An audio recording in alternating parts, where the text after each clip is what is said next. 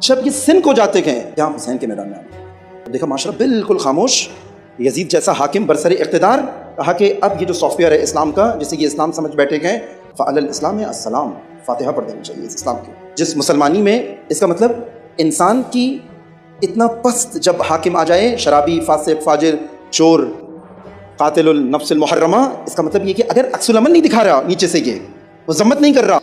جس میں جتنے اقدار تھے اس نے یزید کی اتنی مذمت کی ہے۔ اصحاب رسول،